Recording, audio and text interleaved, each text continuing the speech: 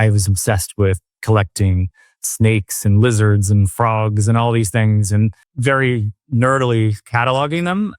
So I catalog their diets, their Latin prefixes, know everything about them. And I realized that was sort of like an early understanding of what collecting is. It was something that was accessible to me, something that I really was passionate about. For a while, I wanted to be an artist. And it was interesting to me because when I was before college, I loved drawing, I loved painting.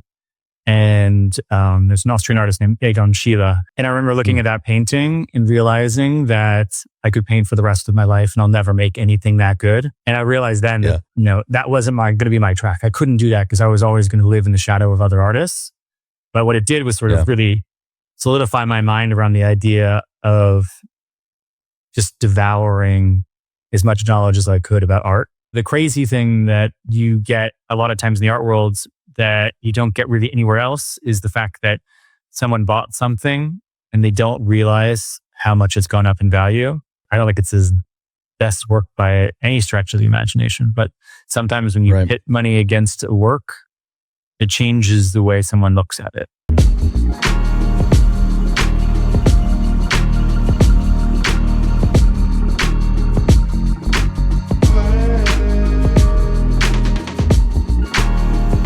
Hey everybody, welcome back to The Blueprint.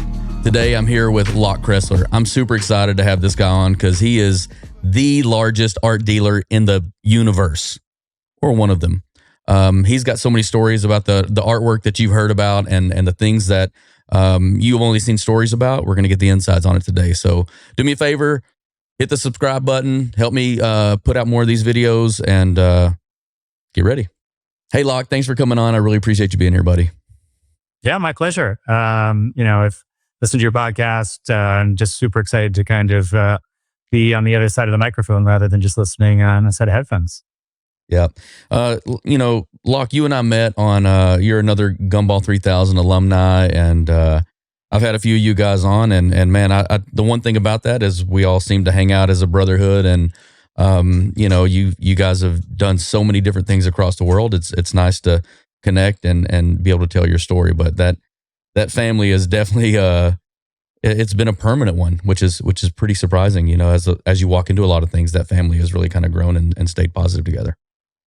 Yeah, I mean, it's been an amazing sort of journey for me through Gumball, just meeting so many people all around the world, all walks of life, from the kind of A-list celebrities and CEOs to sort of everyone in between. And it's been so, I think, revelatory in terms of the fact that those who are on it are in this kind of weird space for a week, and we're all kind of in the same boat. We're all sort of trying to get from point A to point B and C and D and E and F.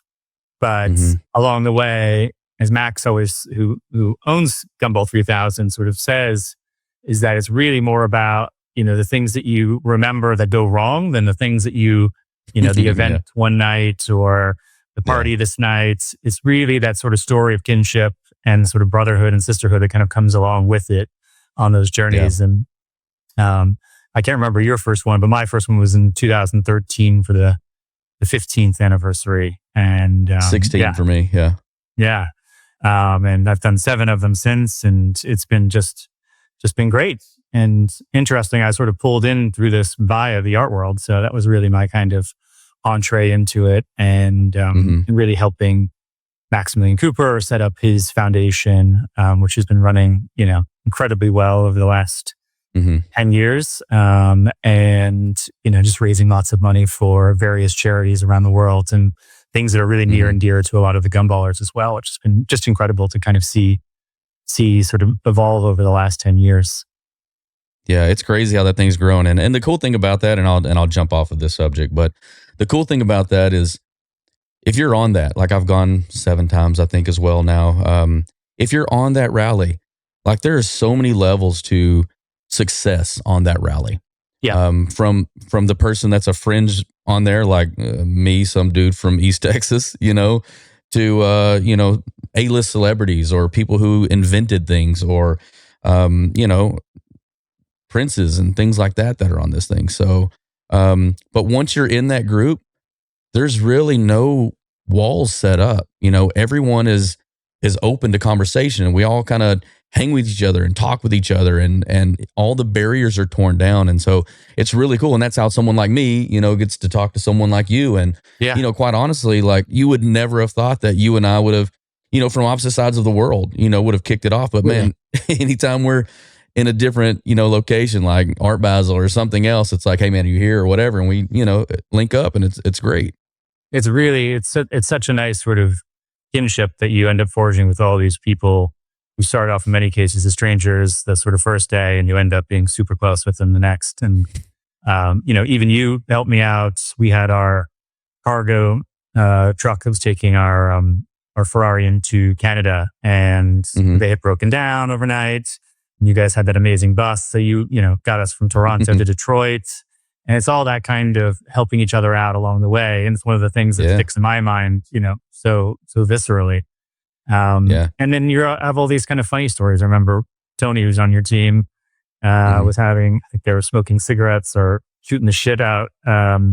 He was in France. And, at the end of his conversation with this guy, he was like, well, we should exchange numbers. He's like, what's your name? And it was Usher.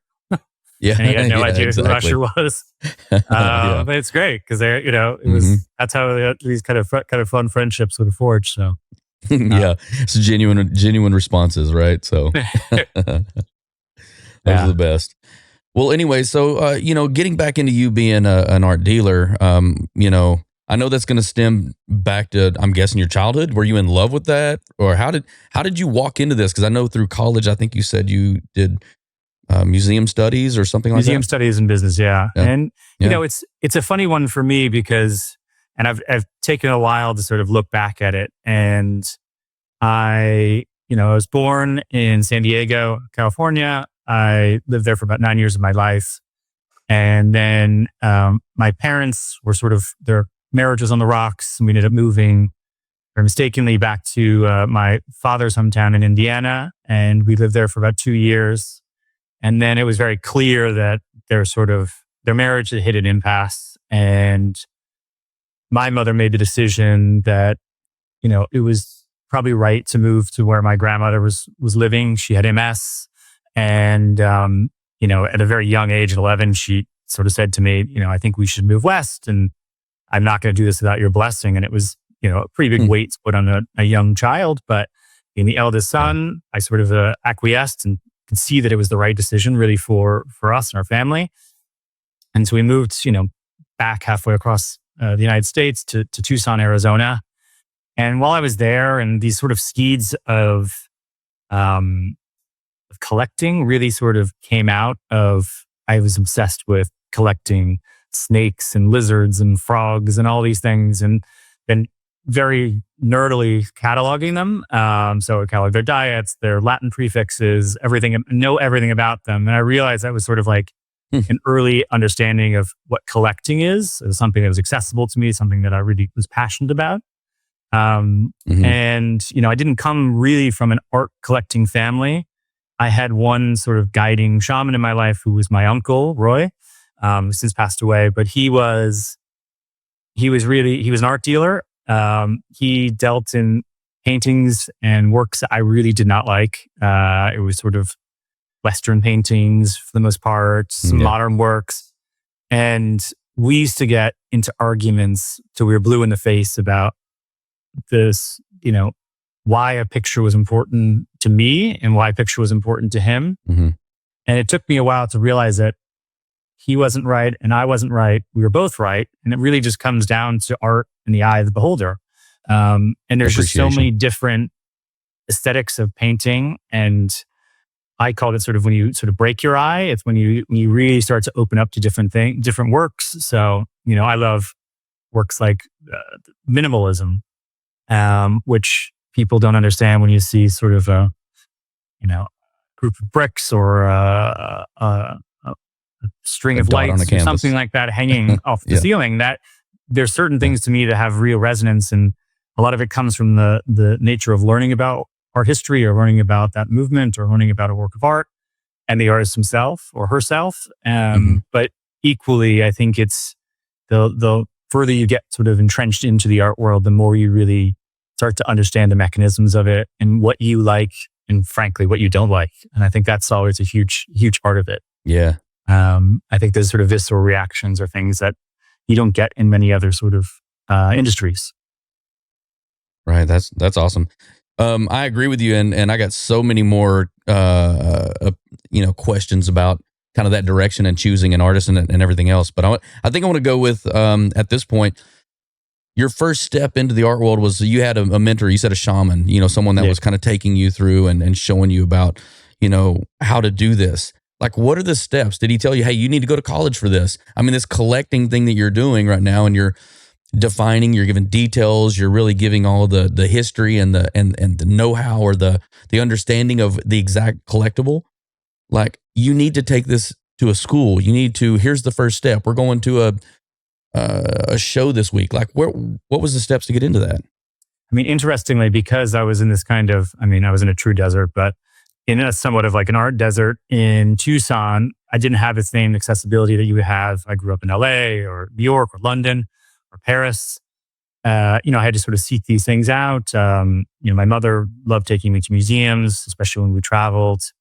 And for a while, I wanted to be an artist. And it was interesting to me because when I was before college, I loved drawing, I loved painting.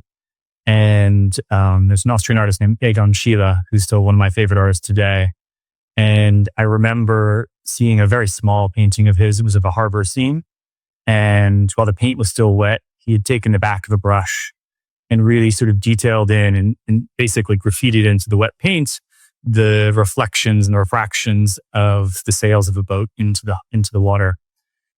And I remember looking at that painting and realizing that I could paint for the rest of my life and I'll never make anything that good. And then I looked at the date of when it was painted, and he painted it the same year that I was looking at that picture. He was 18. And I realized then that, that wasn't going to be my track. I couldn't do that because I was always going to live in the shadow of other artists. But what it did was sort of really solidify my mind around the idea of just devouring as much knowledge as I could about art. And, I think a lot of the people who are in my industry really kind of come up, especially from the auction house perspective, tend to come up. I mean, it is a fairly nepotistic industry, and so the nepotism is quite rife. But at the same time, I think those of us that really sort of pushed beyond the bounds and sort of made a mark for ourselves, it was a lot of fucking work, but we got there, And, for me, my uncle, who, as I said, was really a guiding force, was also kind of sort of a surrogate parent, but equally like the worst person to have around you. He was a raging alcoholic. He was probably one of the smartest people I've ever met in my entire life. He was married 7 times, had 3 children from 3 different marriages. I mean, his life was just chaos. But at the same time, I learned just so much kind of seeing how he operated. I got to sit on an art fair booth when I was, I think I was like 15, and I sold a painting. I really sort of embraced this kind of the art world through his eyes. And in many ways, it was a really crazy entree into the art world. But one of the real defining moments for me was I just graduated university. I was back home living with my mother and trying to figure out what I was going to do with my life. My mom always had these sort of little nuggets of wisdom for me. And one of those nuggets was 2 of them, I should say. One was you got to live in New York City for at least 3 years of your life. She grew up on the East Coast. She was obsessed with New York. She's actually, when she retired at 70 years old, moved back from Tucson and retired in New York City, which is a very strange turnaround. But it really works for her. And the other nugget was that she was going to give me enough money for 1 month's rent, and that was it. And it was cut off. I had to figure out my own way in life. And that summer, before I was trying to figure everything out, where I was going to live and what I was going to do, there was an art dealer who named Richard Polsky, who lived in he was originally lived for a very long part of his life on the West Coast in San Francisco, and had done this sort of sojourn in Tucson. And my uncle thought it'd be good for me to meet him, get some advice from him. And funnily enough, he had just written a book called I Bought Andy Warhol. And it was all about his lifelong pursuit of buying an Andy Warhol for himself. He was very much in the trade. He knew everything inside and out about Warhol's career, and he wanted to own one for himself. And as I walked into the front door, the first thing I was confronted with was this, it was about this big, little Warhol fright wig self-portrait with sort of green and black. And it was very arresting. And I was coming to this meeting hoping that I was going to get all this advice. And it was very strange because I didn't realize he was leaving Tucson, selling his house, and he was in the middle of an open house. So there were all these people kind of wandering around. Nobody discerned the fact that the Warhol was worth like 5 times the price of the house, which will now be worth like 25 times the price of the house. And that was on the cover of his book because it was all about him finally acquiring this work of art. And he had sort of said to me, you know, the best place to start in the art world is at an auction house. You're exposed to so many different types of art, so many different people, and it's just this constant cycle of works. And what can happen is if you go to a gallery, it tends to sort of specialize within sort of the gallery's stable of artists, whether that's contemporary art or old master paintings or whatever it might be. You're sort of specialized for the most part. With an auction house, you're really given this like complete array of works that you can see on a near daily basis. And I knew I wanted to be in the post-war and contemporary art sector. So that's anything in sort of post-World War II to today. And I was desperate to get any job at Christie's or Sotheby's or Phillips or one of the auction houses. And when I moved to New York, I realized very quickly that I needed to have a job that was sort of a backup job. I was at first, I arrived in New York. My sister was living there. She was going to Parsons for design. She's now an amazing designer and just about to move to Paris. And she had looked around at apartments for me, settled on this tiny apartment in East Village. It was this thing called a railroad apartment where my roommate basically had to walk through my room to get to his room. So it was not the most comfortable setup. And I remember I first got there and it was just sweltering. And we had an air conditioning, but it was broken. And we would just turn it on just to pretend that we could hear the sound of like an air conditioning. And I hated it because I had kind of gone from, I grew up not comfortable until probably I was about 15 or 16. And then we finally moved into a house. But, you sort of get these creature comforts from college or whatever it might be.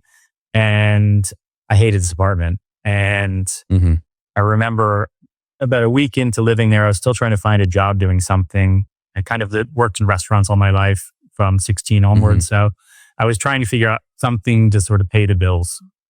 And I ended up getting a job at a local restaurant nearby, which was, it had 2 nights a week as a bartender. And so I took the job and the manager said to me, there's 0 chance you're going to be able to live in New York City on 2 nights at this fairly sleepy kind of local watering hole. And there was a big kind of part of it, which was a restaurant. And the restaurant really kind of served a lot of those sort of locals. There was a big high rise where the owner lived. And he just said, listen, we need a business or a manager for the nights on Saturday, Sunday, Monday, Tuesday nights. And I very gladly jumped at the opportunity. It was a lot less work. But at the same time, I was 24 and managing basically people who were at least 10 years, 25 years my senior. And it was chaotic. And my first night when I was doing this sort of tour around the restaurant with the other manager, he said to me, and he was one of these like kind of grizzled guys who had been in the restaurant industry his entire life in New York. It was like, I've worked in restaurants all my life. Said, every time I get into a restaurant, there's something that happens once a week. He said, for some reason at this restaurant, something happens every night. And it was like the most true statement I have ever heard in my life. It was controlled like a catastrophic chaos. Event or something like that, or? It was just anything. Like, we would have, we were near a methadone clinic. So you get crazy people coming in, we'd have like, I heard there was like the local Chinese cocaine dealer who was always at the bar that you were trying to get out. There was like people getting drunk and passing out in the bathrooms. I had a busboy cut his finger off. I had another guy have, I think we had at least 3 times where the delivery guys got hit by a car and I had to deal with it. You'd have, chefs wielding knives at each other that you're trying to mediate and sort of broken Spanish. I mean, it was an absolute chaotic nightmare, but it really sort of, it laid a lot of groundwork for me to how to deal with difficult situations on your feet. It showed me kind of how to deal with difficult personalities. And, it was strange kind of looking out at the cast of characters that I was working with. And, the majority of the front of house staff was people who had these kind of deferred dreams of, either musicians, actors, etc. And I think the other main general manager thought I was going to be one of these people, probably still working there 10, 15 years later. And I was just dead set on finding something, anything I could get my foot into the door. And after a lot of interviews and a lot of no's, I got an offer to interview to become an assistant to sort of high-powered women in a department at Christie's. And after sort of several rounds of interviews, I ended up getting the job, which was fantastic. And it was one of those strange things because this apartment that I was in, it was a sublet of a sublet. So the woman who was subletting it to me was living in Bali. She had realized that she could make not shit ton of money. She could live pretty well living in Bali and just collecting rent checks. And it worked for me, but I realized 2 weeks before I moved in, there was just like cat hair everywhere and I couldn't figure out why. And there was a cat that was in the apartment that had died just before I moved in.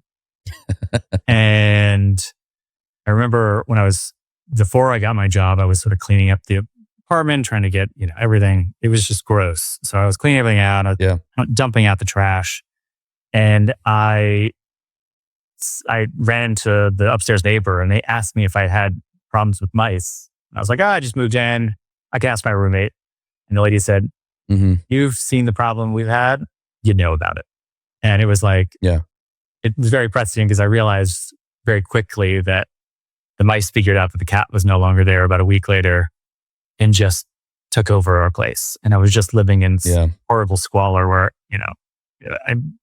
you'd turn on the lights and they were just they had devoured everything in the kitchen it was gross. I was determined to get out of this apartment. And ironically, when I was doing my last round of interviews with Christie's, I had the worst flu of my life. I was like totally out. And I was determined that if I missed this interview, that I was going to miss this job. So I left my apartment and made my way uptown to Midtown and had the interview, got the acceptance for the job, got on a train back to Union Square. When I came out, it was pouring rain. I mean, absolutely dumping down. I had no umbrella. I get back to my apartment and I open my bedroom door and the entire ceiling had caved in. And had I stayed in bed, I honestly think I would have died that day. There was so much debris and everything. Every bit in that room was coated in like 100-year-old, just dust from someone painting over and over and over and over again. And I ended up making a point that day. I was like, I'm getting out of this flat. I don't care how I have to do it. I need to get out. And it was sort of that determination. And now I had this new job. It was great. And I started working at Christie's and I very quickly did the back of the envelope math that not only was I making less money at Christie's than I was at the restaurant, that I wasn't going to be able to survive just on a Christie's salary as an assistant. So I kept both jobs. And for 2 years, I worked Saturday, Sunday, Monday, Tuesday nights. And then I would get into the office at 8:30, Monday to Friday. And I did, it was needed. It was just something part of me was addicted to work. And I was addicted to sort of like stockpiling whatever cash I could to start like a meager collection and try and get out of this shitty apartment. But for me, it was very much about, trying to sort of make something of myself. And it was sort of, something I could only do in my youth, but it was truly burning the candle at both ends. And what was nice was my job, despite being an assistant, it was an assistant in what was called the Trust Estates and Appraisals Department. So we oversaw the valuations for everything. So if you had an Indian miniatures collection, if you had the Viscountess of wherever, and she needed to have an insurance valuation, or someone died and they needed estate planning, we would kind of come in and assist and oversee the process of multi-departmental sort of valuations. And that was really sort of what opened my eyes to this entire company. And at the time, it was really this great interconnected web of kind of geeks in their own right for each department that they ran. And it was sort of pre-mobile phones with cameras on it. So, we all sort of there was the auctions, you'd go out at night, to these wonderful, just sort of blowing off steam evenings. And like the great thing was like, if we were, say there was like a Stradivarius violin coming in, they would bring in a concert violinist to play for us, just for the staff. And it was that kind of thing that really sort of made you appreciate every department within this company. And it really was, at the time, I should say, very much, it was about the art. It wasn't necessarily about the deal. It wasn't necessarily about, it was always about winning, but it wasn't to the same degree that it is today. It was more about an art hub of a place, which I loved working in. And after, it really became this just wonderful locus point for me and sort of my identity and my learning curve. And it just allowed me to kind of open my eyes to so much art. Interestingly, while I was an assistant there, my first sales season, I ran into that dealer I met in Tucson, and we started chatting. He was very excited that I heeded his advice and came to, got to New York, got a job at Christie's, got my foot in the door. And as I was walking around, I noticed a painting that was very similar to his. And I said, I know Warhol makes multiples variations of works, but it looks very much like your painting. It's like, the price was just too good. I had to put it at auction. Like, he wrote an entire book, and it's on the cover. Yeah. Like, you're crazy. And he ended up selling it. He made a ton of money on it. I think he sold it for, about $750,000. And, he paid $175 at the time. But ironically, about a year later, another version, same size, different color, came up and made about $2.7 million. And so he penned another book called I Sold Andy Warhol Too Soon. And the funny thing is that painting, so I saw it first in Tucson, Arizona, and then New York City. And then I was doing a valuation or a client visit in Helsinki, Finland. And I walked into this client's house, and the first thing I saw was that same painting. And there was, it was like, so it's weird when you see this sort of the lifeblood of a picture sort of changing hands and moving around the world. And that's kind of, it's part and parcel to our job, but it's wonderful when you kind of see that iteration of how someone hangs something or how someone lives with a work of art. I've had works that were someone's prized possession.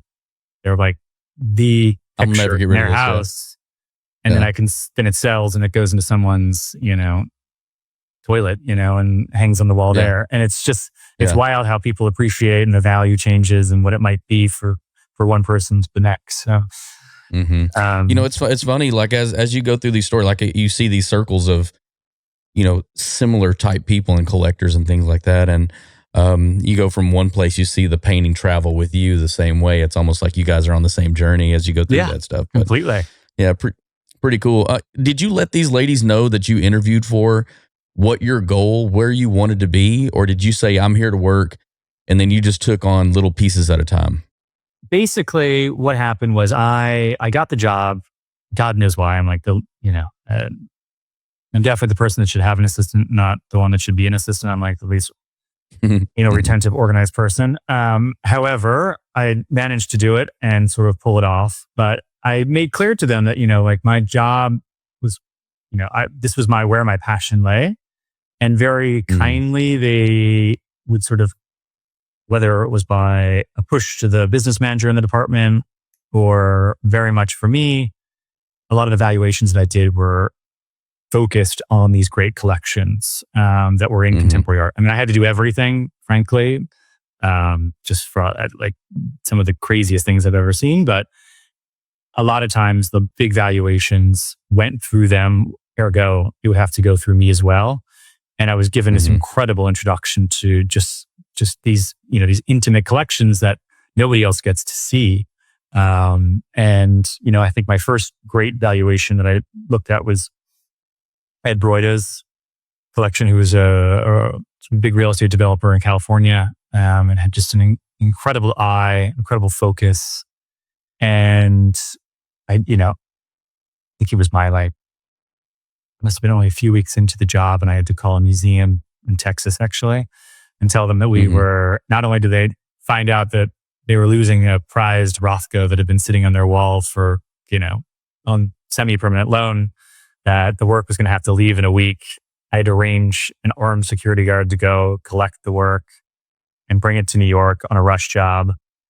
That painting ended up selling, and it sold for just over $20 million, but at the time was the most expensive post-war work of art ever sold at auction. So setting a record for that. And, that was just amazing. It was an amazing masterclass and sort of seeing how a collection evolves. What year was this? This would have been 2005. Okay. Yes, about 20 years ago. Yeah, definitely. Those benchmarks in terms of pricing have changed quite a bit. Scaled significantly, yeah. For sure. But yeah, I mean, I think for me, I had that.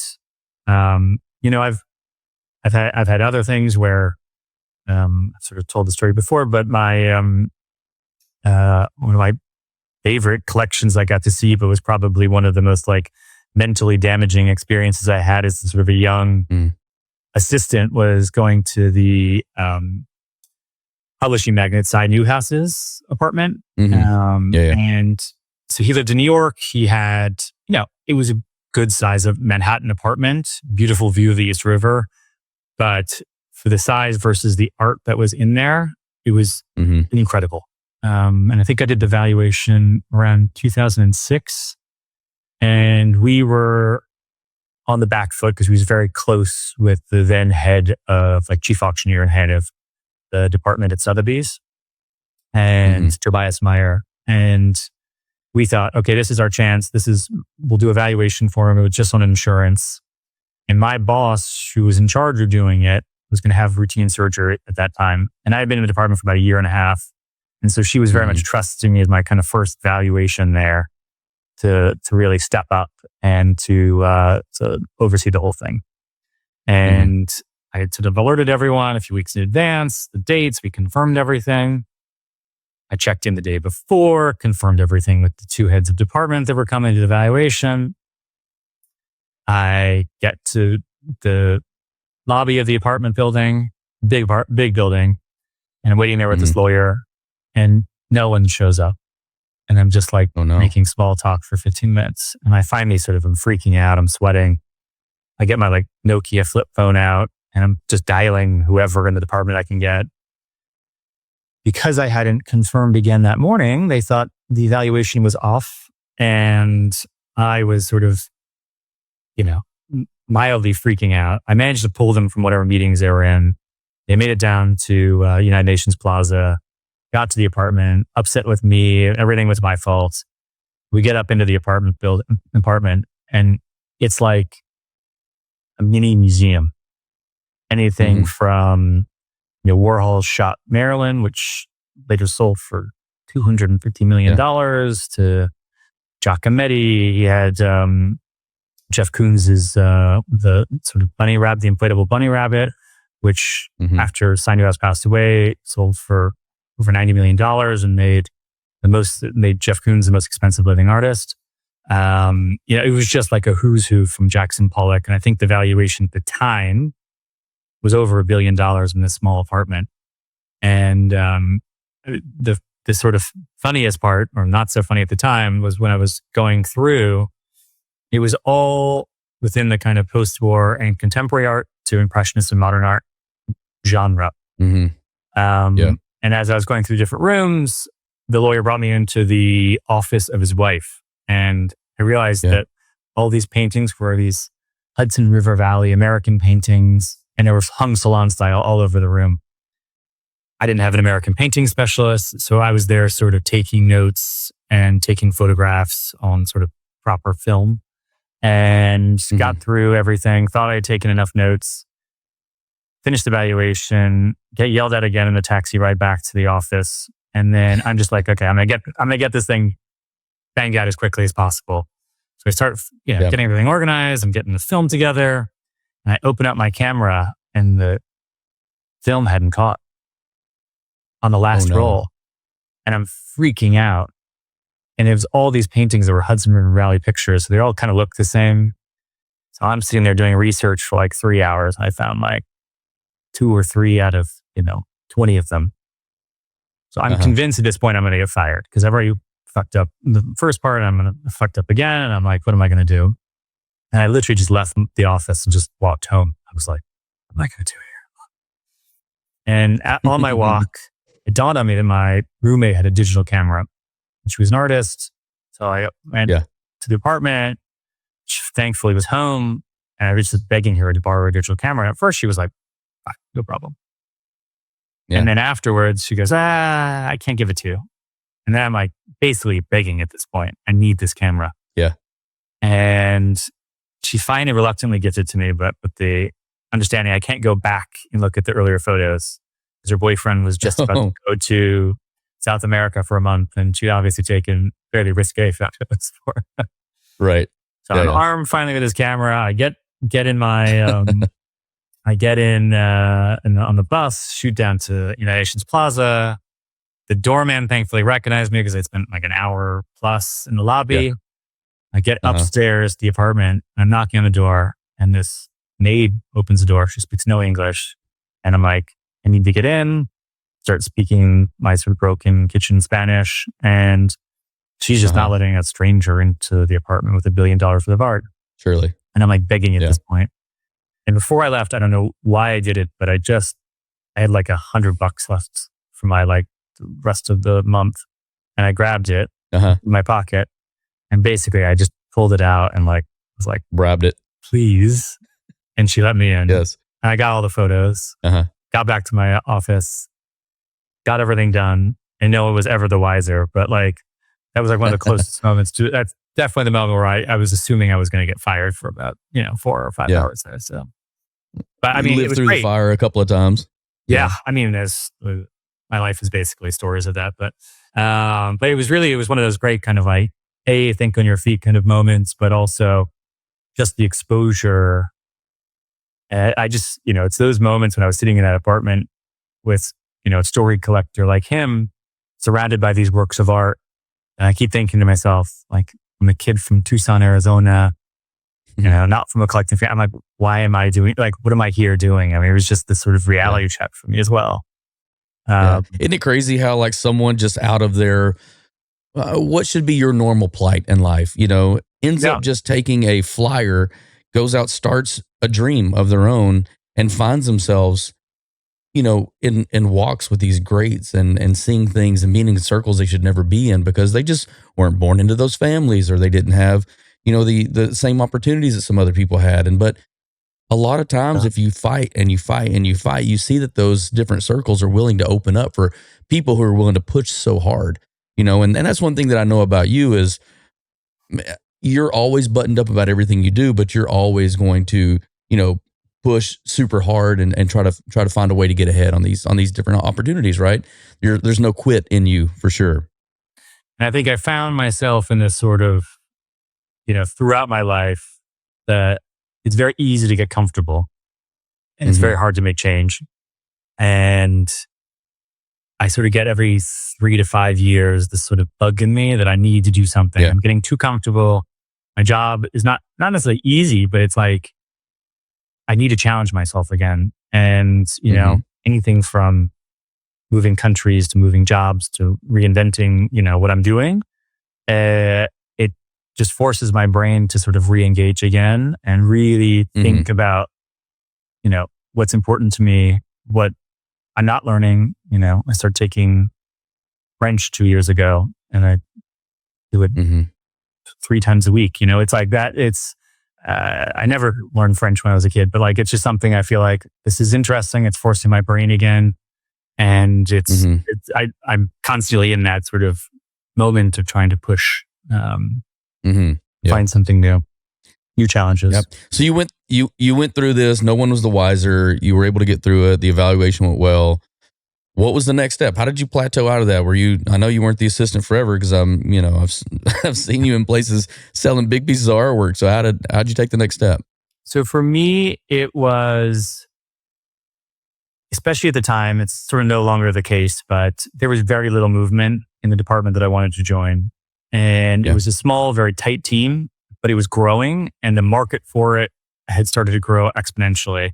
And so they realized that they needed to have more help in the kind of capacity of junior specialists. And so they opened up 2 different roles, one so the way it's sort of is structured, like a Christie sale, you have an evening sale, which is typically the things that are sort of the $1 million+ range. And then you have the day sales. The day sales are comprised from 2 different parts for post-war and contemporary. So you have the contemporary, which really is meant to be things that were in the last, 30, now 40 years, and things that are sort of post-war to then. And my passion is very much laid in the contemporary side. And in the day sale, they were opening 2 new roles as junior specialists to catalog those 2 sales. And I had my eyes dead set on trying to get this contemporary role. And I think they initially had sort of like 32 applications, like serious ones they were fielding. And a lot of them were internal. And I didn't necessarily think I had much of a leg to stand on, but I had had a lot of interaction with the team through the Trust Estates department. And I was, went through a number of different rounds of interviews with the heads of department, the heads of the sale. And I was feeling somewhat optimistic, and they had kept cutting it down more and more after each round of interviews. And I knew I was down to like the last couple, which was fantastic. And after my final interview, they said, we're going to wait till after the sales. So this was early May. I had a couple of weeks, and it was just torture waiting for them to make this decision. And then finally, they said, we need a bit more time. And it didn't make me feel great, like I was the obvious candidate there. Right. So, right. I think it was at least into June they still hadn't made a decision. And I knew they needed to get someone in pretty quickly. And I happened to be taking like one of my first holidays, and we went a bunch of buddies to Martha's Vineyard and for a week. And I got a call that I got the job, and I was over the moon, but I wasn't allowed to talk about it. And, we basically wanted to make the announcement when everyone came back at the end of the summer. And so in early September, I get back, I'm in New York.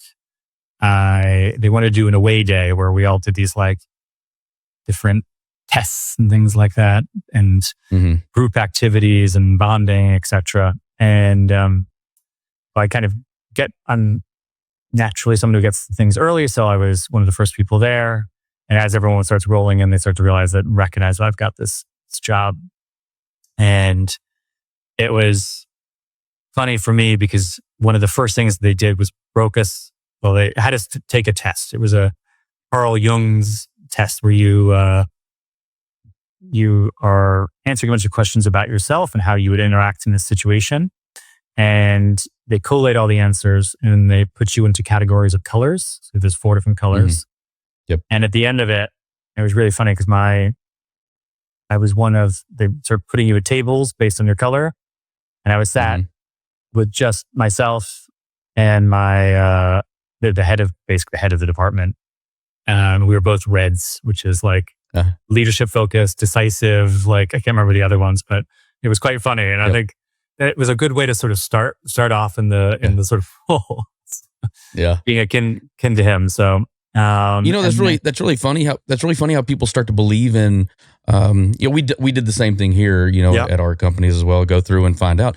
And then you find out that you're actually, the same, kinship as somebody that you would never really put yourself with, right? For sure. The way they think about things, the way they process them, their decision making process is very similar to yours in so many ways, and it's kind of made some breakthroughs for us too, and it also tears down some walls, Yeah, and I think for at least for me, it was just interesting to kind of see psychoanalytically how I would be engaging with my colleagues from there on out. Yeah.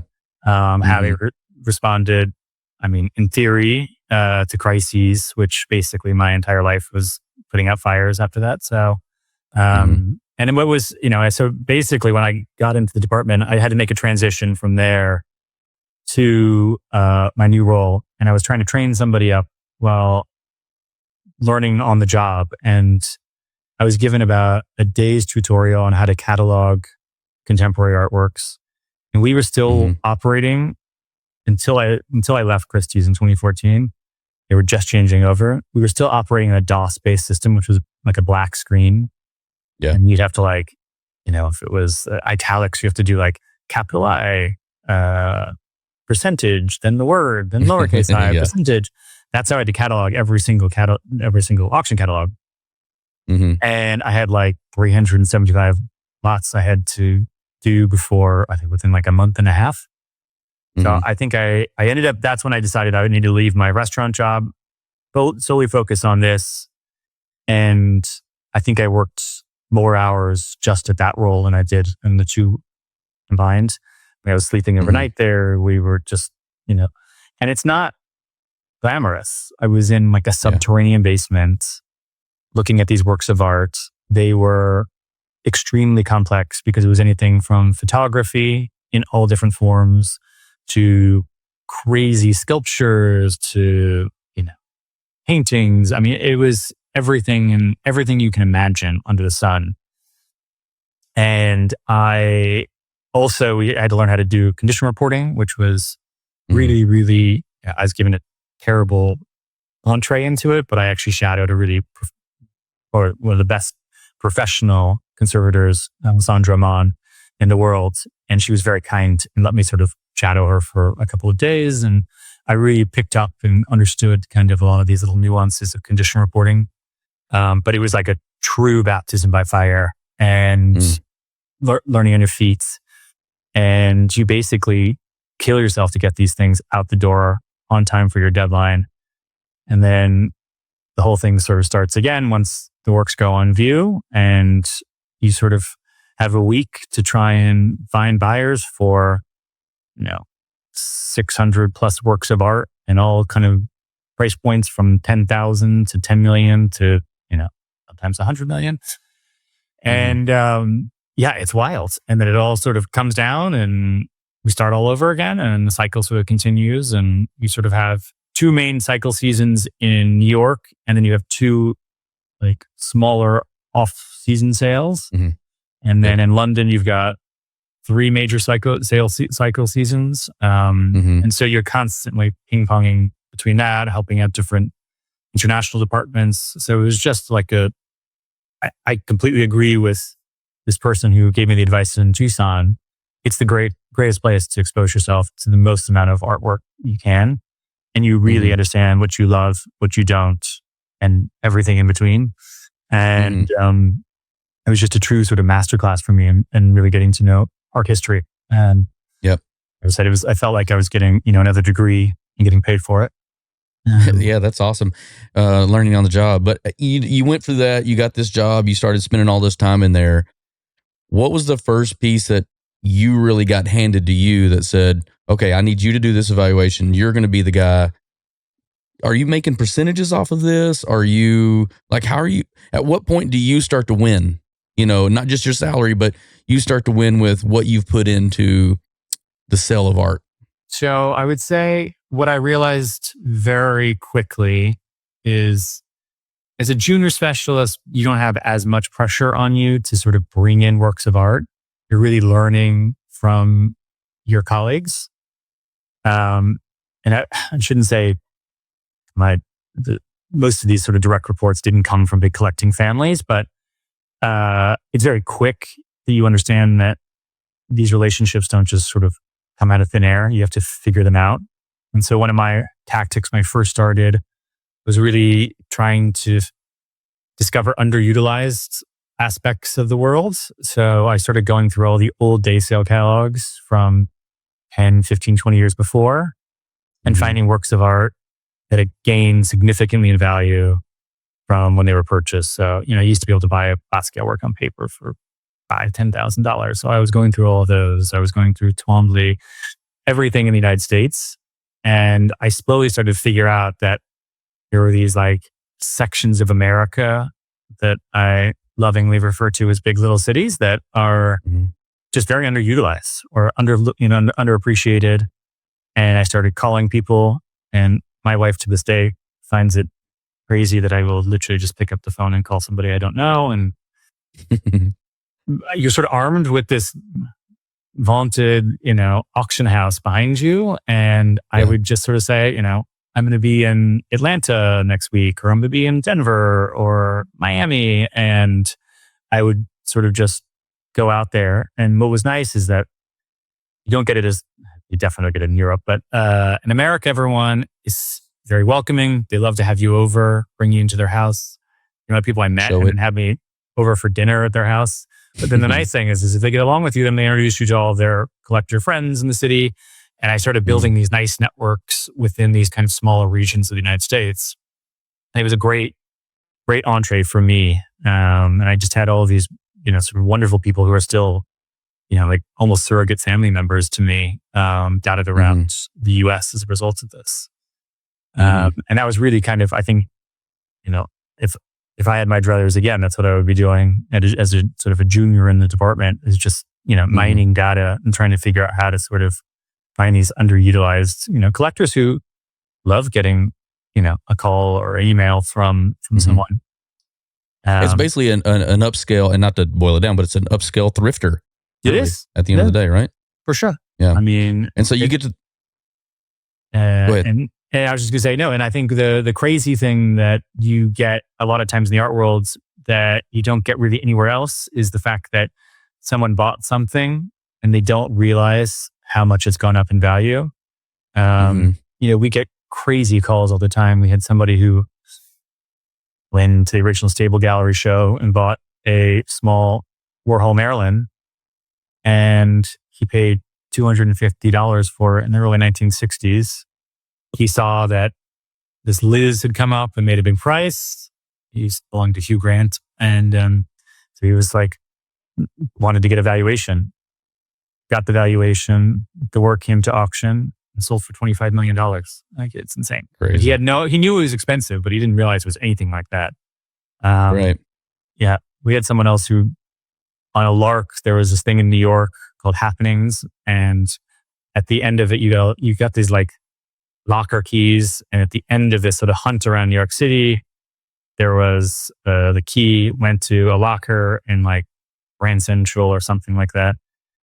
And each artist had put an artwork inside the locker. He happened to get a Roy Lichtenstein drawing from the early 1960s, again, which sold for like, he got his results basically for free and made multiples of millions of dollars on it. So, man, what a win. That's an awesome lottery ticket right there. Actually, it was a really cool one that I distinctly remember was this guy. He was a model train collector. He's a truck driver. Yep. He was in Minnesota, and he cold called the department. And Jeff Koons had done this series where he had sort of he was casting different things. And it was almost like it looked like it was out of silver.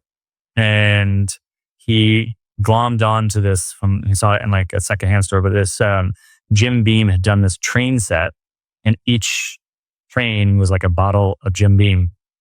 And Jeff basically worked with the Jim Beam brewing company, remade the whole thing, but it's in this sort of monochromatic silver sculpture. And he made variations in terms of the cast. So you have some of them that are the full train, and you could buy and sell individual trains as well. And the most coveted is the engine. And after the whole process of working with Jim Beam, Koons donated one of the engines to the company. And after like 5 years, they were sort of like, whatever. And they just sold it at some tiny auction house and God knows where. And this guy picked it up and he had it for like, I don't know, 20 years. And somehow he had I think he'd Googled the artist or figured out it was something, reached out to Christie's and it sold for, like, you bought it for nothing, sold it for like $1.5 million. And it's like, that changed that guy's life Surely. so much. Yeah. And it was just great to kind of, we were all rooting for him. It was so exciting. Yeah. You know? So how did you get from New York to London? Where did this jump come from? So I'd been in the department for about a year, maybe a year and a half. And there were two people in the London department that had left to go do different things. They were working at galleries and being advisors outside the auction world. And they needed some help with cataloging. And as if I didn't have enough already on my plate, I jumped at the opportunity to go out for a week and catalog their sale and help out with it. And I had done a semester abroad in London. I worked at the British Museum during that time. So I loved London, and it's a very easy city to get around and get to know because they all basically speak the same language as us. And it was really funny because I was going out, and about a week before I left, Christie's had sent out a worldwide email. And a lot of times people would do what's called a hand carry. So if there's a work that needs to go to a London sale or a Paris sale, you get on the Eurostar, you get on an airplane, and you just bring the object over with you. It's cheaper and easier, and it makes sense.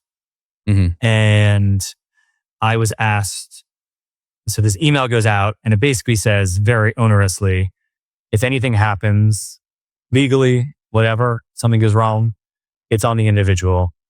If anything goes wrong. I was like, okay, never doing that. And right before I was leaving, they called and said, I really need you to bring over this Alexander Calder. It's like a little sculpture like this big.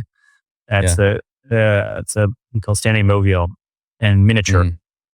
And he was valued like $250,000 to $350, $250,000, $350,000. And I very reluctantly said yes after lots of cajoling because they said they needed it. I thought it'll give me good grace with the department. So I get to the packing area on my way to leave to go to the airport, and this box comes out and it's like this big. And I'm like, what the fuck? It's supposed to be a Calder. So I'm like, taking the Calder, I guess. And I was like, can you pack it smaller? He's like, no, we've packed it. This is exactly what it needs to be. So I'm already kind of running late. I get to the airport. It barely fits through the metal detector. And we're like a couple of years out from 9/11. So anything that's odd, they're going to sort of look at. I've got this like sassy woman who's just like, what's in here? And opening up the box and being very gentle. And you look at it and it was a bunch of sharp metal objects. So I kind of got what they were freaking out about. And she was just about to pull it out. And I said, can you wait? And I handed her the pro forma invoice for it at $250,000. And she was like, oh shit. I'm like freaked out. And she let me go. And so I get on the airplane. I've got this giant box on my lap because I'm sitting in economy. I'm not, I wasn't going to leave it on the seat and go to the bathroom. So I'm just freaked out. So I get through customs in London. They don't check it. They just stamp. Then I go straight to Christie's, drop off the box. The art technician opens it up and he starts pulling things out. And he was like, there's too many pieces in here. I'm like, what? There's too many pieces in here. We realized that the consignment was, the reason why I went to New York first was that the consignment was selling two of these Calders. One was for New York sale, one was for the London sale. And I had basically smuggled like $450,000 worth of art into the UK. And had I gotten in trouble, would have been over a shit show. It was all on the person carrying it again. Yeah. And so I decided I wasn't going to bring it back. Someone else could figure that out. But it was great. So I did my week in London. I got to meet the team. I really enjoyed working there. And what I figured out was they liked working with me. So they kept asking me to come out and help out. And I went out for 2 weeks again next time. then they asked me if I could come out for a month. And at this point, I was just about to get married. I was just about to propose to my wife, actually. Yeah. And I went out, and they basically made me an offer to come out to London and move there permanently. And I looked at it as it could be a great 2 years. I actually proposed to my wife just before I left. I made them aware that my wife also worked at Christie's, and that was going to be an issue. And thankfully, the woman who had her job in London wanted to move to New York. So they basically flip-flopped. Oh, flip-flop. Yeah. And then we sort of made it work. My wife had a couple of months where she had to stay in New York just to do the handover for different things. I moved over, and it was one of the most like glorious springs we've had. It's kind of like it is right now. It was just warm, lovely, very atypical for London. And then when my wife arrived in September, I think it was 2 days after Lehman Brothers collapsed. And we were just like, what the fuck have we just done? We've moved across the country. We're just about to get married in December. We have no money. What are we doing? And, it was that was when like the kind of culture shock kind of hit in, because we were just away from friends and family. We were in a foreign country. We were just trying to figure out, all these mechanics of our new life. And, London, as I'd mentioned to you when we were talking earlier, is that, in the wintertime, it gets dark early. And it's a very dark city to live in. Right. It's so much more north than New York, and it takes a toll on you. And after that first winter, I think it took us about 6 months to really get our feet. And Christie's had undergone a huge round of layoffs just because everything was sort of collapsing. The auctions sort of completely tanked. No one wanted to buy art. I thought our job was my wife's department went from, I think, a team of 16 to 2. They made everyone, it was horrible, but like the UK, the way they do it is if you're doing mass layoffs, it puts you into like pools with people with similar jobs. You basically have like 3 months to fight it out for whoever gets the job, keeps their job. Yeah. And it was just absolute shit show. But we came out on the other end of it. We had our jobs, and then the market slowly, but then all of a sudden quickly started to rebound. And that was when I realized, and part of the reason why I wanted to move to London, part of it was the adventure, part of it's my sort of wanderlust and wanting to do something new in my life. But I realized that if you're in New York, the mothership, everyone thinks that's where you should be. But really, you're kind of a smaller cog in a bigger machine. Whereas if you're in London, it's a tighter team. I was given my own sale. I had a lot of responsibility. There's like 27 years old. Like it was crazy, the amount of responsibility I was given. And on the flip side of it, I needed to get clients in the UK. I needed to get clients in Europe. I was sort of given Scandinavia, partly because of my like Norwegian heritage. But we fired all of our reps in Norway or in Scandinavia, and Sotheby's hadn't. I was behind the 8 ball on that one. It was really tough going. And, Europe really became an area that it's very, very unlike America, where people open up their doors, let you in. They're not as open. Yeah. I've got clients I've known for 15 years that, I sold paintings for them. I see them 10 times a year. I've never been in their home. Like a lot of them are very closed off in that capacity.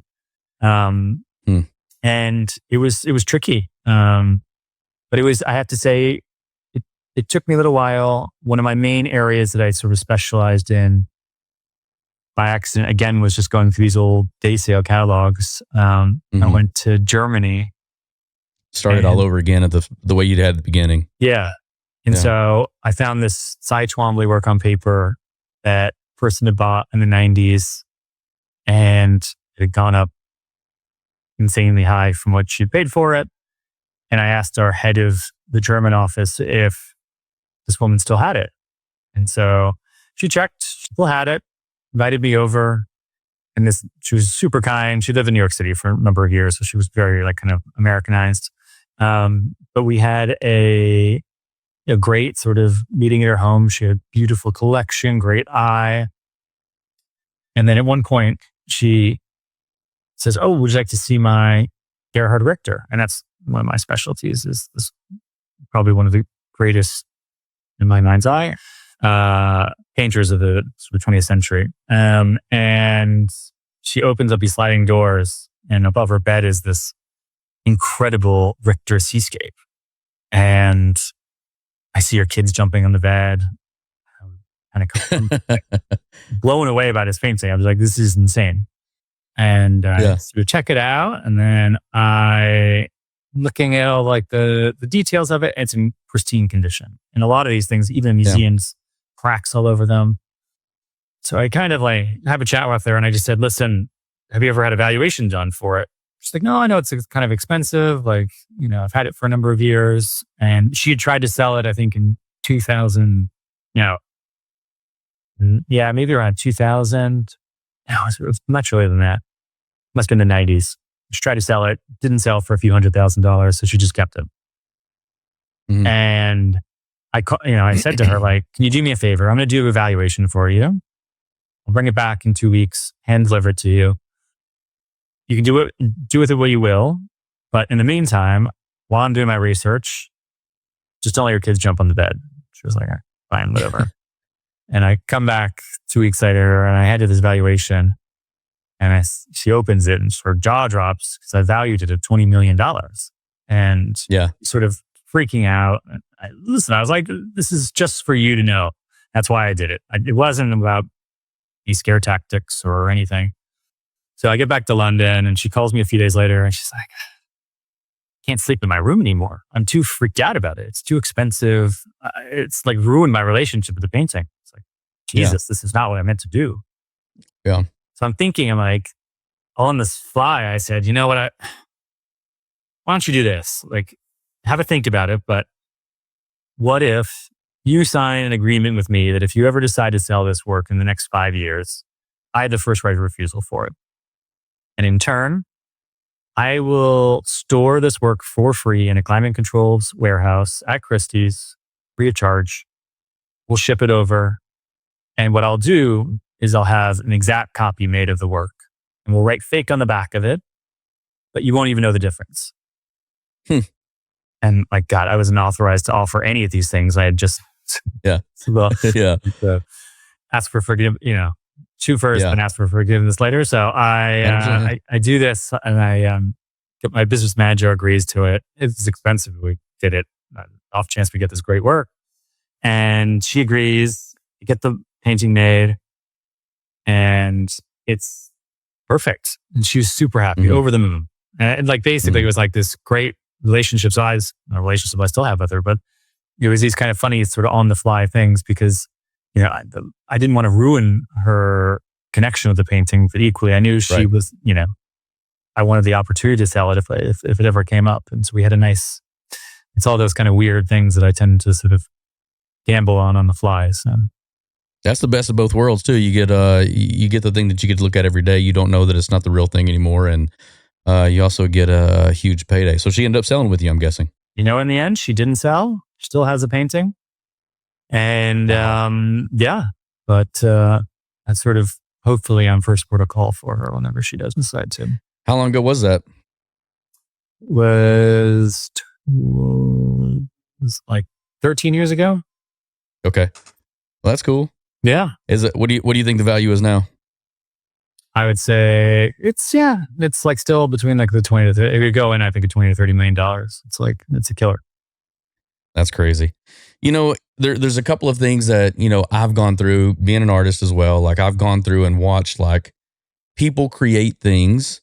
And I want to know from your perspective, what is the difference between talent and showmanship and marketing when it comes to making an artist who an artist is? It's very multifaceted, but I would say it took me a while to kind of come to terms as an artist on that because I was always driving for perfection when I was drawing, painting. But on the flip side, I really liked, as I was saying earlier, like minimalism, which, you almost see no hand of the artist in their work. Mhm. And, for me, I kept trying to show my talent as an artist, my ability. Mhm. And on the flip side, it doesn't necessarily need to be the best representation of something. It's like something that's original and your idea. And I think it's sort of the best exemplified by Picasso. You look at Picasso, he had the great quote that he could, paint and draw like Michelangelo when he was a child, and Younger. it took Yeah. him a lifetime to learn how to paint like a child. So, Yeah. and I think there's a lot of that where it's finding your own voice and finding distinct voice and finding that, but it's also the strange kind of legacy that gets put onto it. And history has a funny way of reinventing markets or re-examining different works of art or bodies or series of works or, large swaths of art history. I mean, only until recently has there been this sort of huge uptick in terms of, female abstraction. There's been a lot of these artists were overlooked by their male counterparts. And now in many cases, they're well above their male counterparts. Mhm. And for, I'd say, living artists, there are these sort of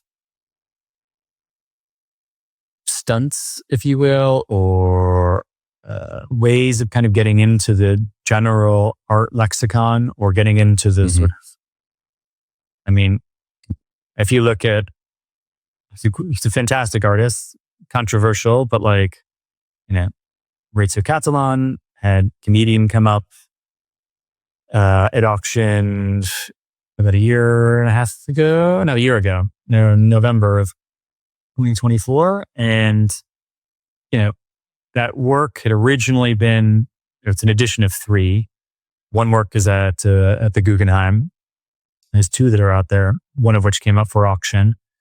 And it was originally shown at Art Balls in Miami. And I remember the kind of craziness of it when it was selling for like $150,000 at the time for a banana that's been duct taped to a wall. And I still have people to this day asking, like, so is it like a sculpture of a banana? I'm like, no, it's a real banana and it's duct taped to a wall. Yeah. That's it. You get a certificate of authenticity. Mhm. Sold at Christie's a room half filled with white balloons. And again, you get a certificate of authenticity for it. That's it. Mhm. Paid $75,000 for that. But I think with the Catalan, he is this enfant terrible. He is a mischief maker and he comes up with these incredible concepts. One of my favorite works that he made is called Him. And it's usually shown in an all red room. And it's a child in a suit and he's kneeling and you approach the child from behind. And then when you get to the front of it, he almost looks like you want to rescue him. And when you get to the front, it's a full adult face of Hitler. And it's this weird sort of juxtaposition of like a child and like the thing that everyone hates is Hitler. And it's those 2 things colliding. I know in Milan at like there's a giant sculpture outside the stock exchange and, it's a giant middle finger and it's not pointing at the stock exchange, it's pointing outside at everyone else. He's just this kind of hilarious rabble rouser that he's called America and it was a solid gold toilet, functional toilet that was installed at the Guggenheim. And then in a retrospective, they had at Blenheim Palace here in England. It got stolen in the middle of the night. And they actually ended up finally catching the guys that did it. But with the banana, it was just, it permeated everywhere. Like I was having an eye test done like 2 weeks before the auction. And the person doing my eye test was like, oh, you're in art? Do you know about this banana? Like everyone was talking about it. Yeah. And it was funny because I brought one of my fraternity brothers who was living in New York at the time, who does not understand what I do. He's a lawyer. He just like does not get my job. So I brought him to the sale and we were sitting in the front row right in front of the auctioneer when it came up. And he's just watching this thing. It was estimated $1 to $1.5 million. And there was a flurry of bidding. And I had a client who was trying to buy it at the high end or above the high end of the estimate. And Sotheby's was laughing at him. They're like, this is going to go crazy. and it ends up selling for, $6.2 million. Wow. And, now Catalan and the banana have become sort of international acclaim that everyone knows about this. And I think it's such it's a strange, I don't think it's his best work by any stretch of the imagination, but sometimes when you hit money against a work, it changes the way someone looks at it. And I think that's true for anything. And as well, like from the story that I read about this, like people were saying that, this banana is making a mockery of the other pieces that are there and whatever. And from my perspective, I saw it as, hey, this is great marketing, right? At the end of the day, like it's about getting your name out in front of the world. It's about people seeing you. It's about people recognizing your story or who you are or what you got going on. And so he did this to arrest people, right? He arrested people, stopped them out. People came out. They wrote articles about this. There was another artist that came out and said, I want to buy your banana. And that artist was selling his stuff for a certain price. And then he said, I'll buy your banana. But what I want you to do is bring everybody back out here that wrote about those articles and have them do photography while I buy it from you. And did that. Next day came back, pulled the banana off the wall. The guy ate it. And then next thing you know, like everyone's writing about this guy. Well, now his works of art have now tripled in value. Yeah. It's about like it's about buying the number of eyeballs that are going to see this. And you couldn't buy the exposure that he got for $150,000, right? Yeah. It's an incredible. It's sort of I would say it's a very strange world because it's always been big, but it's almost like a mix where as the world has become more and more interconnected, so too have the amount of kind of artists that are out there and that reach out there. So while the pool is getting bigger and bigger and bigger, so is the interconnectivity of the world in terms of the art world. And I think it's sort of it's a strange moment because, art was, until relatively recently accessible to people to own. As an entry-level collector these days, like you're buying things, brush, paint, in many cases between $30,000 and $250,000. Like that's like entry-level stuff, which is crazy to me.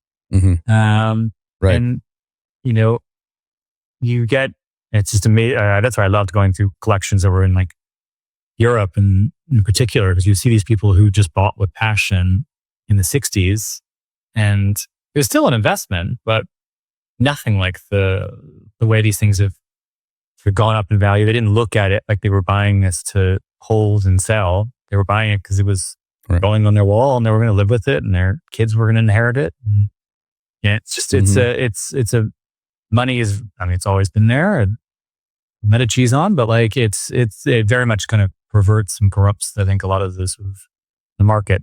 And it makes me kind of, it feels like monopoly money at this point when you're talking about things. Yeah, I called it funny money as earlier when I was, reading even, your book that you'd sent over to me. But the Banksy as well, right? The Banksy was like I would say for the most part, he was super well known, from an artist standpoint. Worldwide, the guy was really known for his murals and his political stance on a lot of things. And I thought, here this guy is, he's so huge, but he made a deal where he was doing these paintings and he said, please don't ever sell this.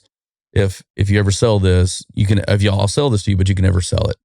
And then it went to an auction. And then when it went to the auction, as soon as the gavel hit, right, for sale, this shredder in the bottom of it goes down and chews half of the painting up, right? I don't know what was the original price for it? $1 million? It was estimated at 200,000 or 300,000 pounds and it sold for $1,365,000. So, and then after the shred, and it shredded. And looking at Banksy, he, as you said, he was a very well-established, well-known artist. His star was sort of rising just as I was coming out to London, and his prices were getting to these kind of crazy levels. Sort of before 2008, you had a lot of these kind of banker guys that were buying and trading, and even sort of post 2008. And then it sort of plateaued and became less part of like the art world. And you wouldn't see them as sort of frequently in kind of star auctions like the evening sales.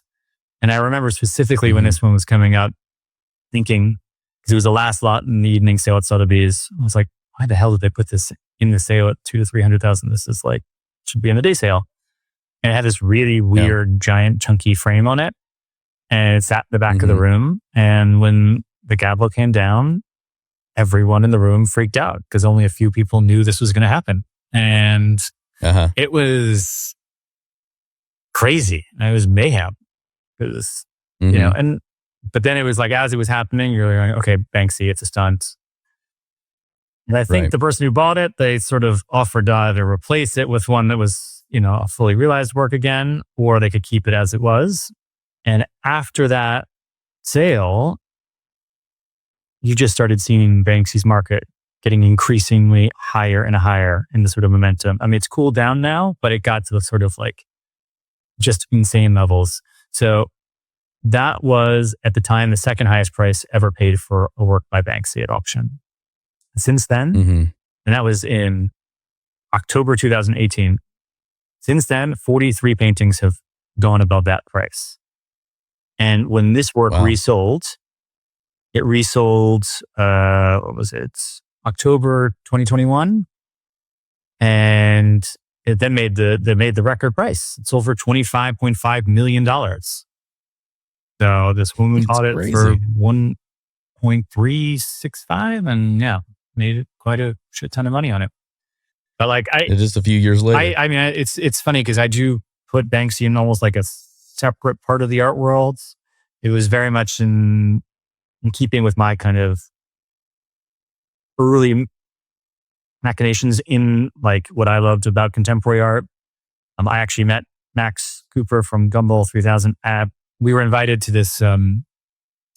Banksy had sent out an invitation to a select group of people, and it said, "I'm doing an event in his hometown of Bristol in England. Come to Bristol on this day, and an hour before the event, we'll text you the exact address."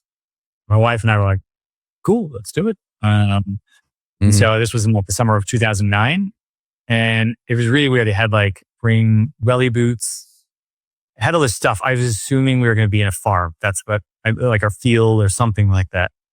So we were driving our rental car around, waiting for this text message. We finally get it. And it was the Bristol County Museum. And he'd sort of taken over the entire museum. And the sort of foyer of the main sort of central part of the museum was very much completely taken over by him. But it was kind of fun because as you went through the space itself, it was a huge space. Each room had these little hidden objects. It was almost like a hide and seek sort of meander through the different galleries. And it was super fun. And I think in many ways, what was great was this is a museum that not that many people frequent. It's, you know, these sort of smaller institutions are slightly dying on the vine. And it was a great cultural boon for them to be able to bring thousands and thousands of people to this exhibition. And it was great. And it was funny because through mutual friends, that's where I met Max Cooper. And then after a number of different conversations, he wanted to start a foundation, as I mentioned, and he had sort of tasked me. He said, "Listen, I'd love to start this, and I'd love you to be the auctioneer for it and get Christie's behind it." And I knew Christie. I knew what he wanted, which was Christie's 100% behind this thing. I knew Christie's and how sort of, frankly, old school they are, and the idea of having like a crazy car rally with, you know, all that comes with it. They would be more shy about it. So we kind of found a happy medium where they were aware. They helped produce a nice, beautiful catalog for the auction lots.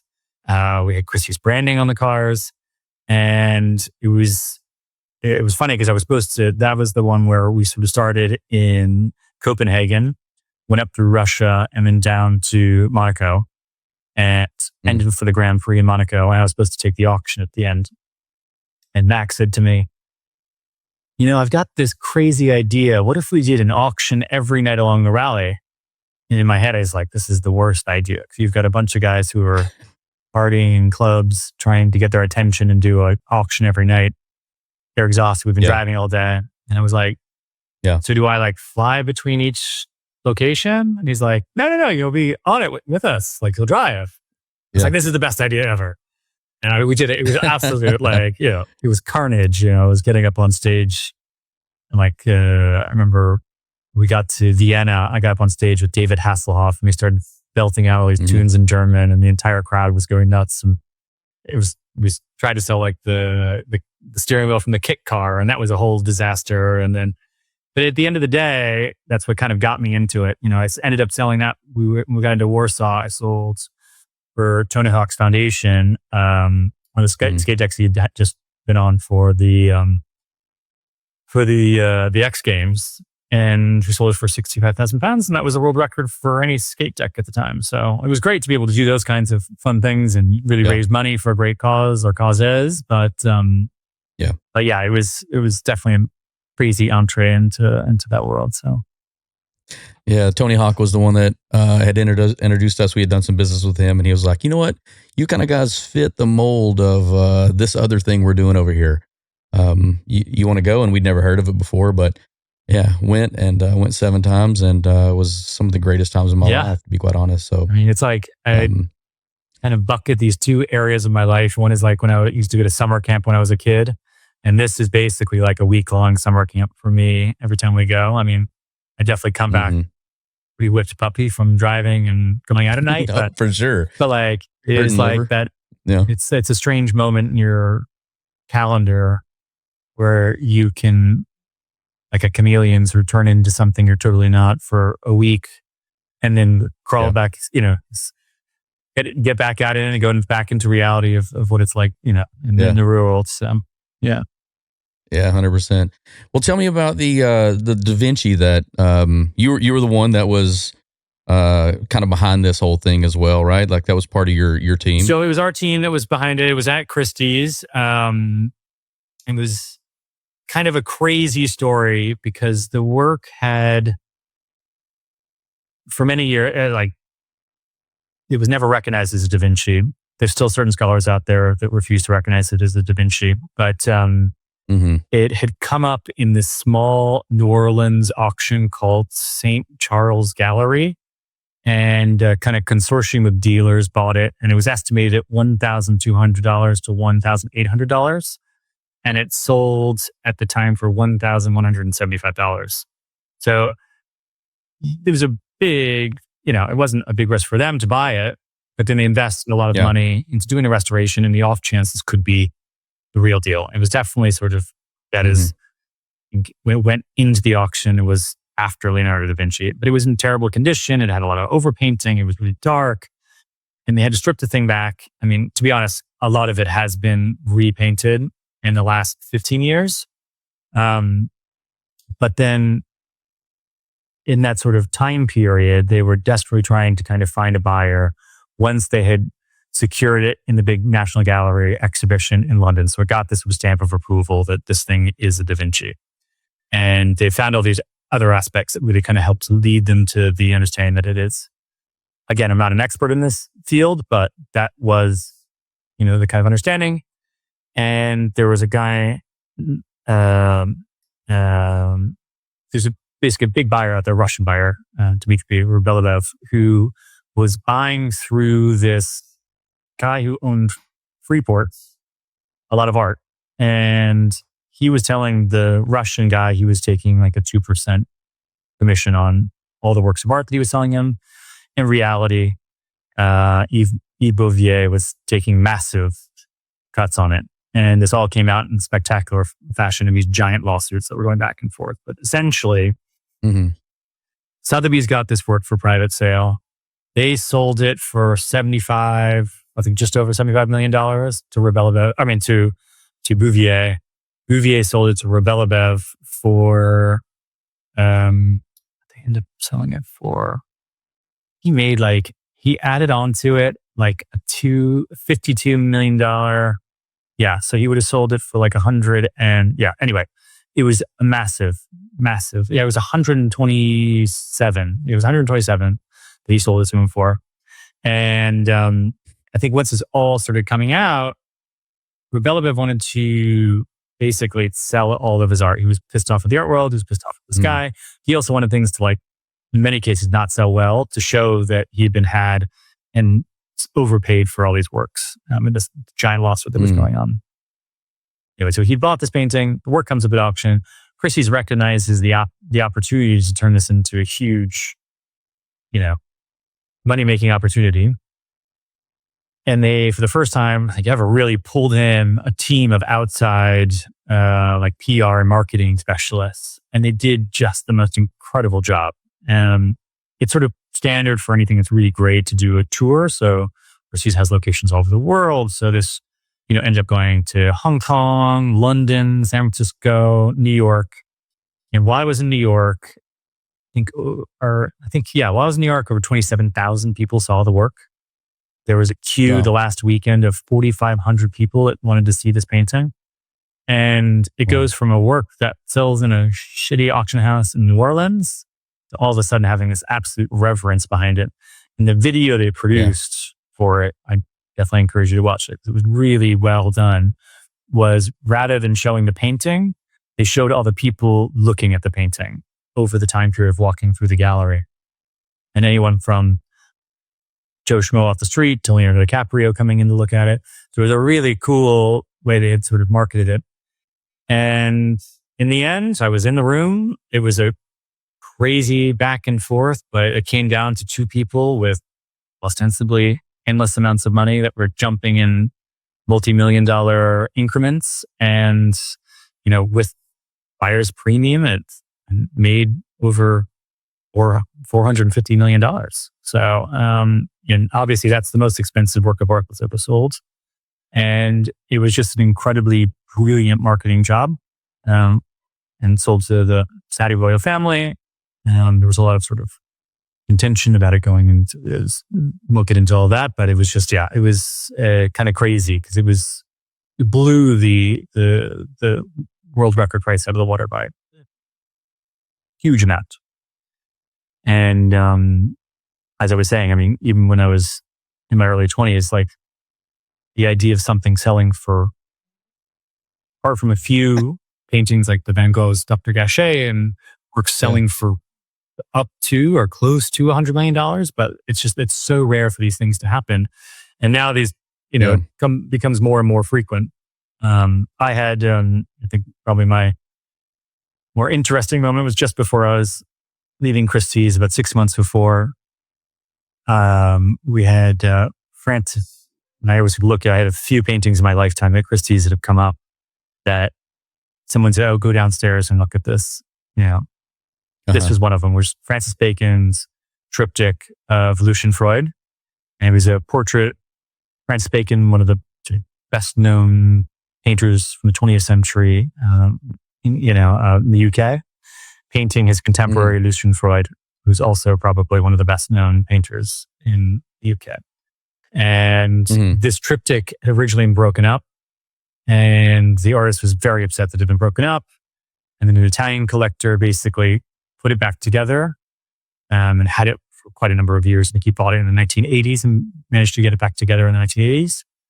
And then when it came up for auction, we knew this was going to be something that just makes a massive price. And we were sort of around, I think, the 65 million mark. And the interest was sort of buzzing before the sale. And we used to do this sort of pre-auction ritual of going to the pub, sort of shitty dive bar on 48th Street, and getting a pint and doing bets on all the pictures with each other before the auction, and kind of just to calm some nerves. And then we got into the auction. And before I was getting on, I was supposed to be on with someone else. Then I had a last minute change of who I was on the phone with. And I wasn't on that lot. And I was sort of disappointed because the person I was supposed to be with is a huge client and I knew he was going to be bidding. But I was fine. It was not a big client. And they wanted to be on the phone the entire sale. It's like, fine. So we ended up buying a Picasso. We bought a couple other things. And then they were in what's called the skyboxes. So you don't see them up there. And they just sort of passing the phone around. And at one point they said, pay attention for the bacon. I was like, okay, I'm happy to. And if you're the auctioneer, you pretty much know, especially for any of these types of lots, where the interest is, who's going to be on the telephones. So you can look and say, okay, John's going to be on the phone for this one. I know there should be a bid coming in, or at least I can push him and try and get something out of him. You can know sort of in the room as well. And the bidding is just like this sprint. There's 8 people that are just like, hands up, hands up, hands up, hands up. And it looks like it's going to sell to my colleague from Hong Kong, a couple of people down from me. And the person I was on the phone with was like, go ahead and bid. I'm like, what? And so I put my hand up, and the auctioneer is obviously surprised. He's like, bidding with Lock Kresler. I can't remember where we were at the point, but it was somewhere around $106 million. No, or higher. Yeah, maybe 110 when I came in. And then my guy, the Chinese buyer, kept taking her time. Right, okay. It would be about 30 seconds to a minute. And then they would finally bid. First I was on the phone was like, bid, just go. Yeah. And it was this back and forth where it was super slow on their side, taking, I was super quick on my side. And then finally the guy's like, the whole time we were waiting for the other person, he's screaming expletives in the phone, like, you should just hammer the goddamn gavel down, just hammer it down. And I'm like, I don't know what to do. Like, and finally he's just like, let's make the auctioneer sweat, make him wait for a bit. And I was like, okay. I'm just sitting here. And the auctioneer, who's like my boss of bosses, the president of the company, said, excuse me, Lock, but I think we should try and hurry this up a little bit. And I put the phone down. I mean, I don't know what came over me. I was 31 years old, and I put the phone down and I said, sir, I think you've given my colleague enough time. I think you can give me a few more moments to discuss with my client. And then I picked the phone up, and my first boss in the department looked at me and he was like, cheeky, why should you do that? Like, it's ballsy. And the whole crowd was kind of laughing. And then I put the phone in my ear, and he was like, that was brilliant. Bid again. And so that was the one we got the painting on. And at the time it was, for quite a while, it was the world record price at $143 million. Oh, wow. That's crazy. Quite wild. So. That is wild. Yeah. Let me ask you this. When it comes to bidding evaluations, right? You guys are going on historical data. You guys are going on other things in the market. You guys are going on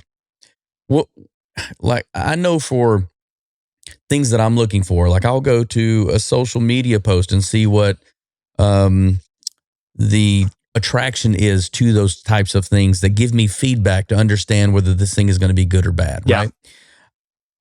How do you get inside information to give an evaluation of a price to say, like the lady that said she had the painting in there went from a couple $100,000 to $20 million. Like, how do you give her that? Are you calling people to say, if I had something, would you be willing to buy it? And what would you buy it for? And then are you hitting like 10 or 20 different people to find out, what that value is? Or are you just saying, hey, look, based upon the market, this is where it is? It's sort of a difficult, it's again, multifaceted, but like the majority of times when you're doing it for auction, you're looking at data points from other auctions. So anything that's kind of come up, then you're also looking at the rarity factor. So let's say like that painting I mentioned, if half of them are in museum collections, or if this is the only one that's not in a museum collection, that will add a rarity factor to it. And we can use it both off of the artist's track record in general, in terms of their desirability, also from a series of works of art, and depends on how old the artist is. That there's all these different data points that we'll kind of use. We use a lot of sort of discussion in the marketplace. And it used to be a bit of a gamble. Like we would sort of say, we were an authority and we would say, this is estimated at $100,000 to $150,000. Now, we try to estimate it low as the client's willing to take, because what you want to do is have some spirited bidding to push it. Right. Clients now have a lot of this data at their fingertips, so they may push us a bit more on trying to get, a higher estimate on it or try and get it to a higher level. And it's a bit more of a gamble. We usually have some leeway. So there's a reserve price that sits at the low estimate, but it can't go higher than a low estimate, but it can always go down. So you can have something that's no reserve. So we can spend $1 on it. Yeah. But then Right. we try and get it as close to, and our success rate's not always there. Sometimes something went crazy in the marketplace and you get the sister painting, but that person who chased the picture up bought something else. So it's not an exact science. It's what we think the market is right now. And that's kind of how we do valuations. We also do a lot of, obviously ears to the ground on things that are traded privately. That's what I do. I'm in a gallery now, so that's what I do a lot more of. Coupling it with data at auction. But it's a very it's alchemy as much as it is science. It's like you're not really, the problem is that unlike a stock where you can see a stock, which is apples to apples, some picture that came up may have had a condition issue, or it may have been on the market for ages and has been burned. So there's all these other factors you have to be aware of, not just based on an image on a screen. You have to kind of know a lot of the background to a painting. Could you potentially burn an artist yes. by over-evaluating it and it's selling for less, and then people feel like there's no value to it at all? Yeah, and it happens all the time. You can burn an artist for going crazy at auction. I think that's, this is the sort of, it's a weird double-edged sword where success can be both potent and powerful for an artist, but it can equally set a benchmark. It's hard to kind of like when Peter Doig, it was at the time, a very successful artist. This was sort of right when I kind of moved over to England. Charles Saatchi, who notoriously would sort of buy artists in depth and then trade out his collection and reinvest that money into other things, had bought quite a number of works by Peter Doig, and Christie's had the option. We were competing with Sotheby's, but it was Doig and Luke Toymans, and we ended up taking the Luke Toymans, and Sotheby's got the Doigs, and they put up the best painting of the group of, I think, 7 paintings first. And it was White Canoe. And, his record had been north of $1 million, but then this painting sold for over 10. And, it was a hard thing for the artist, because the artist is thinking, and so much so that he moved to another country, it was, he needed a break from Euro, because he's thinking, every time I touch my paintbrush to a canvas, this has got to be worth X amount of money. And it's a hard thing to grapple with as an artist. And I think it's onerous because it's out of the artist's hands. They're not making any money off of it. It's the collectors that are making the money. And it's just a really tricky thing for them to grapple with, because in a lot of cases, when it goes down, then people decide to sell it. And, obviously I prefer to try and work with, objects that have this sort of long-term hold mentalities. So things from our collection, I hate selling things from our collection. It's like, yeah. But, I listened to you a long time ago when you were telling me, Brandon, as you're setting your mark for sales, don't ever go backwards.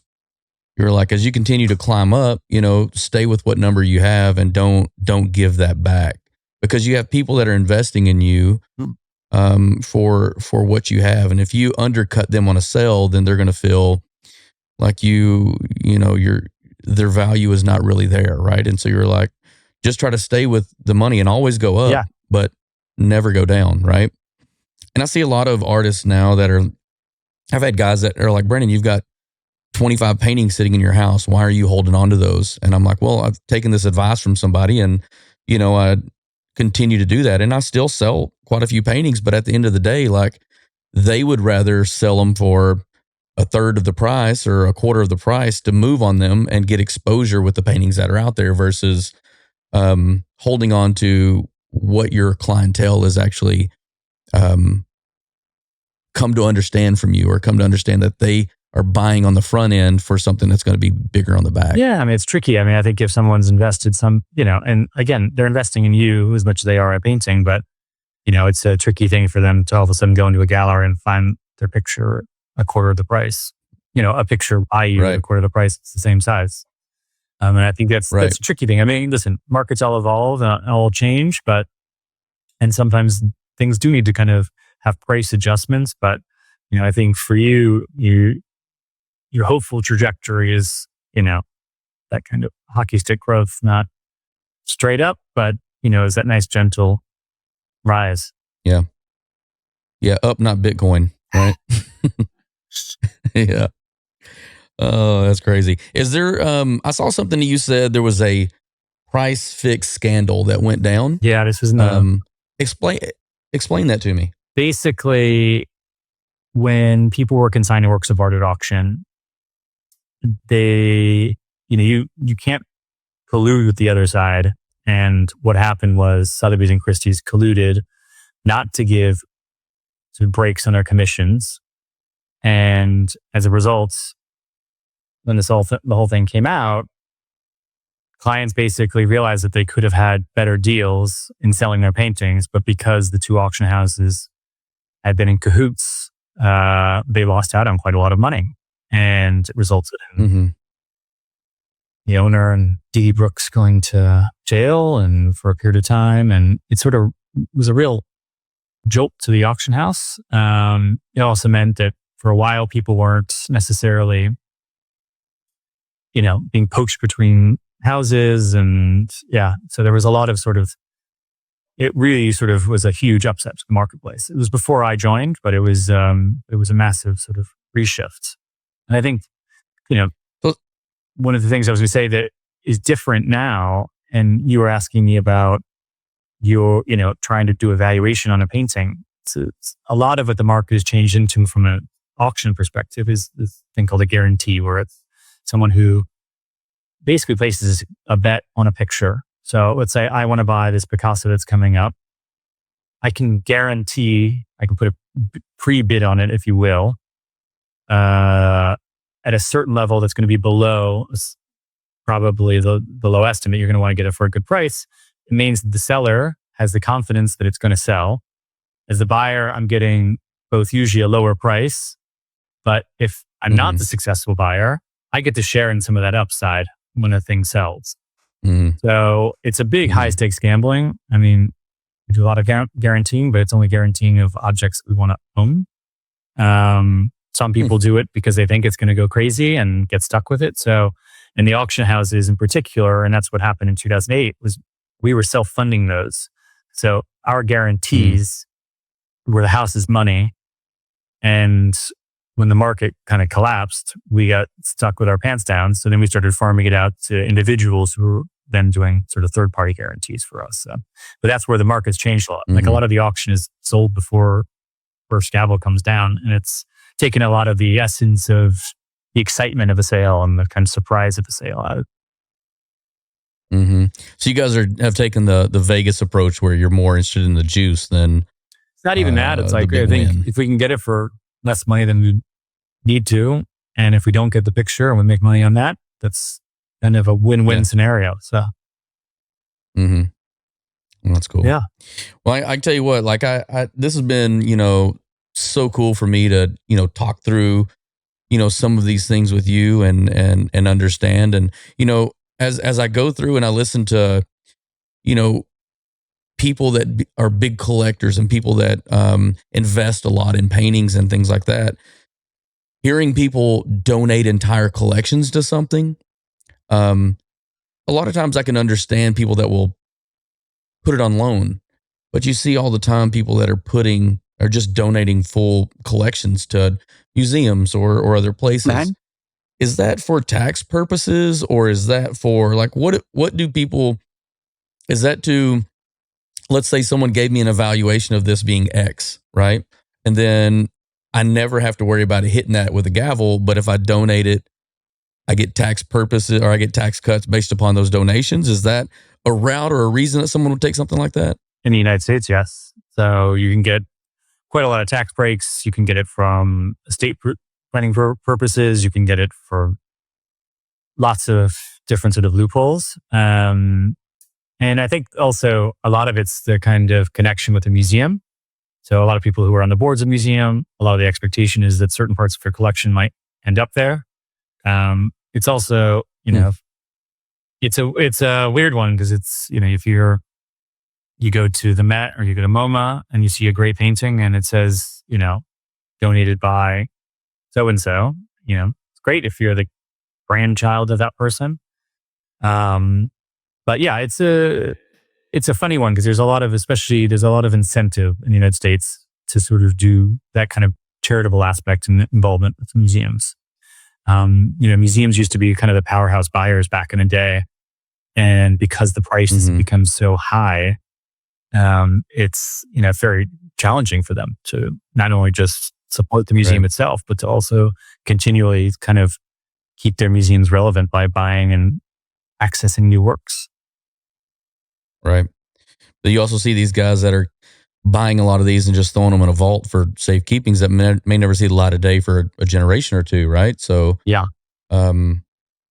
That's some of those things will just be, wiped from the earth, basically, for your lifetime. This is why I always say, like, I think if you go, if you like, you see, I'm working more in the gallery context, but in particular, if you go to an auction house, I always say it's free to go into, and you get to see works of art. Unlike a museum that are not, you're not going to be able to probably see them again. A lot of these things, they get whisked away back into a private collection. And it's sort of there for a week and exciting to see it. And then you may never see it again. And then it's never to an eye out of the public will ever see it again. Yeah, that's crazy. I really appreciate you jumping on here. I think we're coming close to our time here at the end. And I know it's kind of flown by for me just because I've been so interested, and I apologize to those out there if I haven't talked as much as I normally talk, but Locke's got so much information, and I just loved hearing about so much of the insights of the art community and the art world, and man, I just can't thank you enough for coming on and be a part of this podcast. My absolute pleasure. Sorry if I talk too much, but no, I love kind of, it's great because it feels like we're just kind of hanging out and shooting the shit, and hopefully we get to do that again face to face soon. So. Yes, sir. Let me know next time you're in the States. And like always, we'll catch up on our group chat. And if you're in a town, I'll probably be there too. That's great. So, all right, thanks brother. so much. Thanks again. And everybody, until next time, that's the blueprint.